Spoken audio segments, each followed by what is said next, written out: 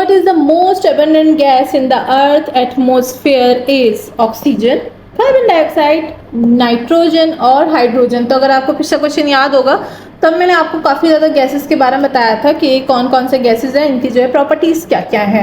तो अगर आपने वो वाला एमसीक्यूज किया होगा तो आपको इसका करेक्ट ऑप्शन पता होगा। यहाँ पर जो है हमारे पास अर्थ एटमोसफेयर असल में होता क्या है, एटमोस्फेरिक जो है एटमॉस्फेयर हमारे पास जो है कंपोजिशन किस तरह से होती है एटमॉस्फेयर की। तो चलिए एक्सप्लेनेशन की तरफ चलते हैं। अर्थ एटमॉस्फेयर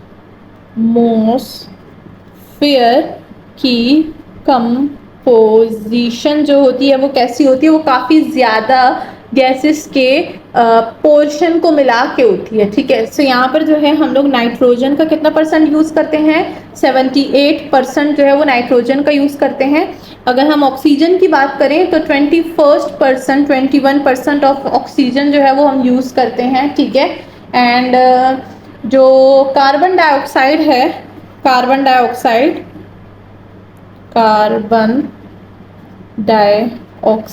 जो है वो हमारे पास कितनी यूज़ होती है, वो होती है हमारे पास 0.04%।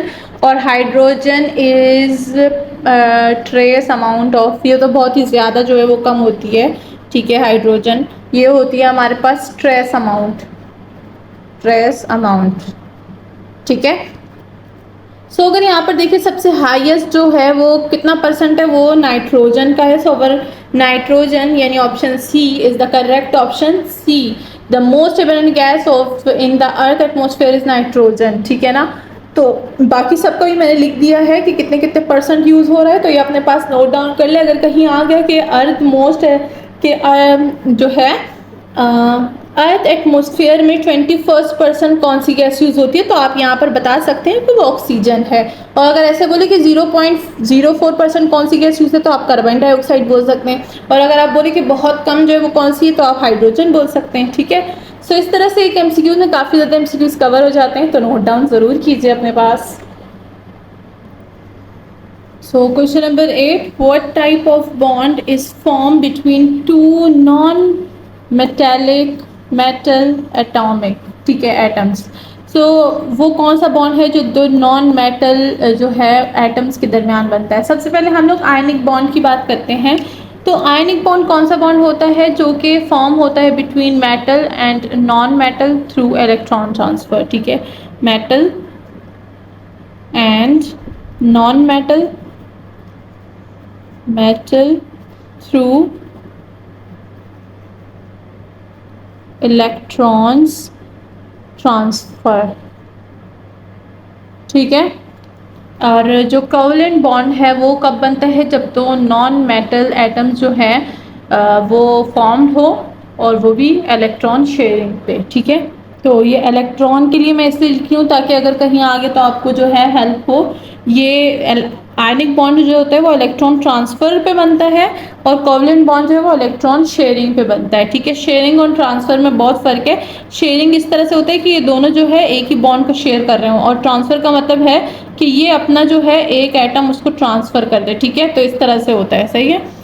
तो आपको पता है कि ट्रांसफ़र का मतलब क्या होता है, मैं अगर जो है अपने पैसे दूसरे के अकाउंट में ट्रांसफ़र कर दूँ, उसको ट्रांसफ़र बोलते हैं। और शेयरिंग अगर मैं अपने ही पैसे उसको बोलूँ कि तुम भी इसको यूज़ कर सकते हो, ठीक है, तो इसको शेयरिंग बोलते हैं, सही है। तो दोनों में ज़रा जो है उसको डिफरेंस रखिएगा।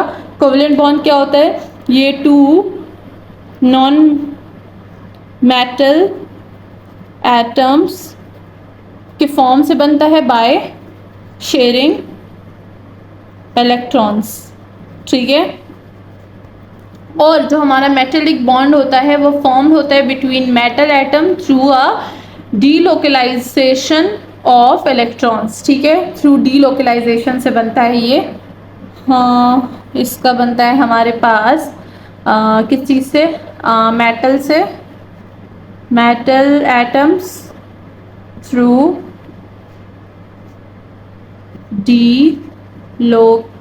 डीलोकलाइजेशन ऑफ इलेक्ट्रॉन्स, डीलोकलाइजेशन सी ऑफ इलेक्ट्रॉन्स, ठीक है।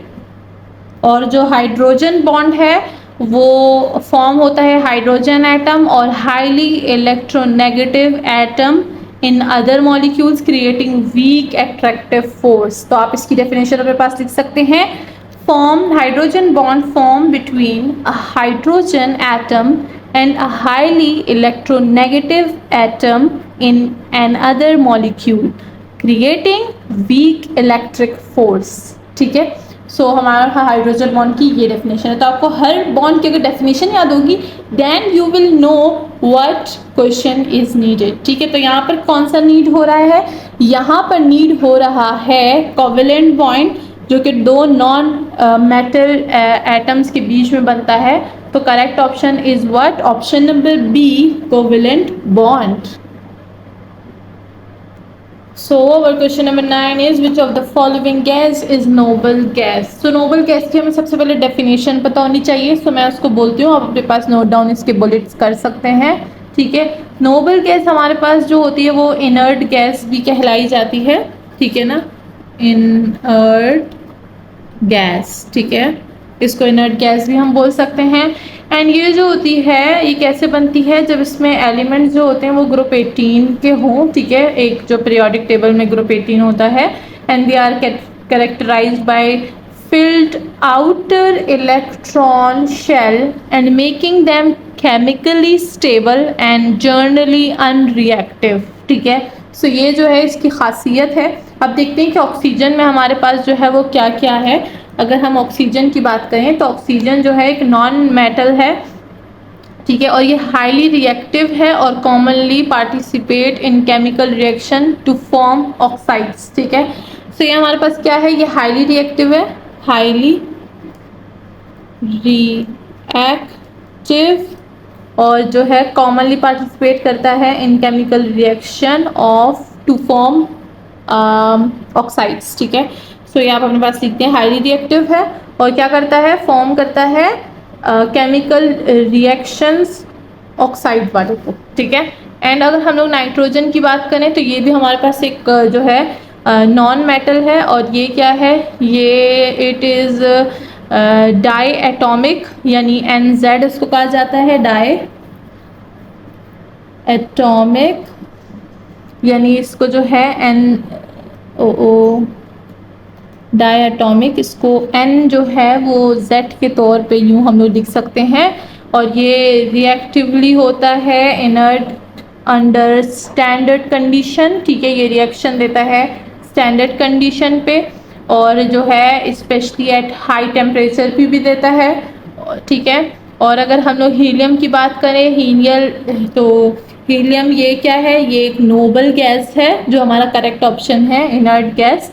और जो हीलियम है हमारे पास वो क्या है, वो आउटर शेल को फुल करता है। ठीक है, फुल आउटर इलेक्ट्रॉन शेल। ठीक है, यानी 2 इलेक्ट्रॉन्स होते हैं इसमें हमारे पास। ठीक है, और वेरी स्टेबल होता है और जो है हमारे पास इसको इनर्ट गैस कहा जाता है because this is the noble gas. सही है, और हाइड्रोजन की अगर बात करें यहाँ पे तो हाइड्रोजन जो है वो एक नॉन मेटल है और इसको भी डाई एटॉमिक हम लोग बोल सकते हैं, जो कि जो है HZ से हम रिप्रेजेंट करते हैं और ये रिएक्ट करता है with many other elements to form various components में। तो यहाँ पर हमारे पास क्या है, हमारे पास जो करेक्ट ऑप्शन है वो है हमारे पास हीलियम, जो कि एक नोबल गैस है जो कि फुलफिल करता है आउटर शेल को विद 2 इलेक्ट्रॉन्स। ठीक है, नाउ क्वेश्चन नंबर 10 पे आ जाते हैं जो कि हमारा लास्ट क्वेश्चन है which is your task. So question number 10 is our last question which is your task question is what is the chemical symbol for gold। जिनको गोल्ड पसंद है उनको ये पता होना चाहिए। ठीक है, तो यहाँ पर AG AU PV and PT है, यानी ऑप्शन ABCD। सो आप मुझे कमेंट सेक्शन में बताइएगा which is the sample chemical sample for gold and इसका जो करेक्ट ऑप्शन है वो मैं नेक्स्ट वीडियो में, यानी our last section of the beginning free series of ईटा and up to so on NEET NTS नस्ट और MGCAT के जो हम लोग की सीरीज चल रही है उसका लास्ट सेक्शन है जो कि है हमारे पास सेक्शन कंप्यूटर, उसमें भी हम 10 क्वेश्चंस करेंगे। तो आंसर जो है इसका करेक्ट आंसर मैं वहाँ बताऊंगी। मैं वेट करूंगी, देखती हूँ कौन कौन जो है मुझे कमेंट सेक्शन में इसका करेक्ट आंसर देता है। मिलते हैं नेक्स्ट वीडियो के साथ। अपना बहुत ज़्यादा ख्याल रखिएगा और आप मुझे ज्वाइन कर सकते हैं मेरी ऑनलाइन क्लासेस में, जिसकी साइट इस वीडियो के एंड में है।